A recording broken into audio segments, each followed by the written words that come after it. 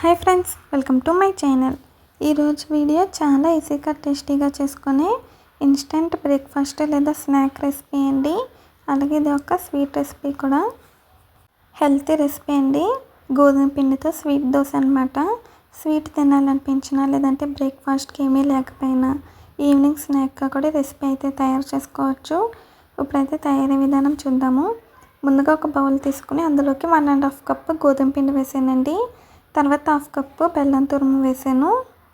ఇప్పుడు కొద్దిగా సాల్ట్ వేసుకోవాలండి. సాల్ట్ చాలా తక్కువ వేసుకోవాలి. చిటికెడు వేసానండి. మనం తీసుకున్న పిండి క్వాంటిటీకి తగ్గట్టుగా సాల్ట్ అయితే వేసుకోవాలి. తర్వాత వాటర్ కొద్దిగా వేసుకుంటూ దోసపిండి బ్యాటర్ ఎలా ఉంటుందో ఆ కన్సిస్టెన్సీ వచ్చేలాగా కలుపుకోవాలండి. వాటర్ ఒకేసారి వేయకుండా కొద్దిగా వేసుకుంటూ కలుపుకోవాలి. ఈ బెల్లం మొత్తం కూడా కరిగిపోవాలండి. ఎక్కడ కూడా లంప్స్ లేకుండా బాగా సాఫ్ట్గా మిక్స్ చేయాలి. బెల్లం మొత్తం కూడా కరిగిపోవాలండి. చూడండి, నేను కలిపేసాక చూపిస్తున్నాను. ఈ కన్సిస్టెన్సీ అంటే సరిపోతుందండి. గోధుమ పిండి బెల్లం కాబట్టి హెల్తీగా ఉంటుంది. టేస్ట్ కూడా సూపర్గా ఉంటుందండి. మీకు బెల్లం ఇష్టం లేకపోతే పంచదార కూడా వేసుకొని చేసుకోవచ్చు. ఇప్పుడైతే మనకి దోశ పిండి కోసం బ్యాటర్ అయితే రెడీ అయిపోయింది. ఇప్పుడు దోశలు వేసుకుందామండి. అట్ల రేకు పెట్టాను, బాగా హీట్ అవ్వాలి. హీట్ అయ్యాక ఇప్పుడు దోశలాగా వేసుకోవాలండి.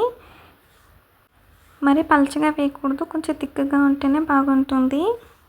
మీడియం ఫ్లేమ్లో పెట్టుకుని కాల్చుకోవాలండి. 2 సైడ్స్ కూడా మంచిగా కలర్ వచ్చేంత వరకు కాల్చుకోవాలి. దోశ వేసాక ఇలాగ ఆయిల్ వేయాలండి. పైనుంచి ఆయిల్ వేసి 2 సైడ్స్ కూడా మంచిగా గోల్డెన్ బ్రౌన్ కలర్ వచ్చేంత వరకు కాల్చుకోవాలి. ఒక సైడ్ కలర్ వచ్చాక రెండో సైడ్ తిప్పానండి. రెండో సైడ్ కూడా కలర్ రావాలి.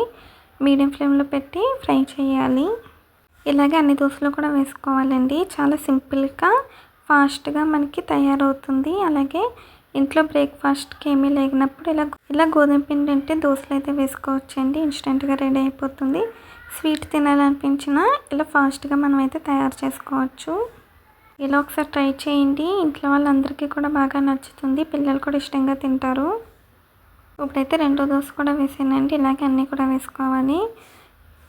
మీరు ఎంతమందికి గోధుమ పిండి స్వీట్ దోశ అంటే ఇష్టమో కామెంట్స్లో అయితే తెలియచేయండి. మా ఇంట్లో అయితే రెసిపీ అప్పుడప్పుడు చేస్తామండి, ఇష్టంగా తింటారు. ఇది కూడా 2 సైడ్స్ కూడా కలర్ వచ్చేంత వరకు కాల్చుకోవాలండి. ఈ గోధుమ పిండి బెల్లం కాంబినేషన్ కదా, చాలా బాగుంటుందండి. ఈవెన్ డైట్ చేసే వాళ్ళు కూడా ఈ రెసిపీ అయితే చేసుకోవచ్చు. ఇది కూడా మనకి ఫ్రై అయిపోయింది. దీన్ని కూడా సర్వింగ్ ప్లేట్లోకి అయితే తీసుకుందాము. దీన్ని ఇలా ప్లెయిన్గా తినేయచ్చండి, లేదంటే ఏదైనా చట్నీతో కూడా సర్వ్ చేసుకోవచ్చు, మన ఇష్టము. ఇప్పుడైతే వేడివేడిగా మనకి గోధుమ పిండి స్వీట్ దోశ అయితే రెడీ అయిపోయింది. నేనైతే టేస్ట్ చేసానండి, సూపర్గా వచ్చింది. బాగా కుక్ అయింది కూడా. అంతేనండి, ఈ స్వీట్ దోశ రెసిపీ మీకు నచ్చిందా? నచ్చితే ట్రై చేస్తే ఎలా వచ్చిందో కామెంట్స్లో తెలియజేయండి. ఈ వీడియో నచ్చితే ప్లీజ్ లైక్ చేయండి, షేర్ చేయండి, సబ్స్క్రైబ్ చేయండి, అలాగే కామెంట్ చేయండి. ఇది వేడివేడిగా సర్వ్ చేసుకుంటే చాలా బాగుంటుందండి. మళ్ళీ ఒక కొత్త వీడియోతో కొత్త రెసిపీతో కలుద్దాము. Bye friends.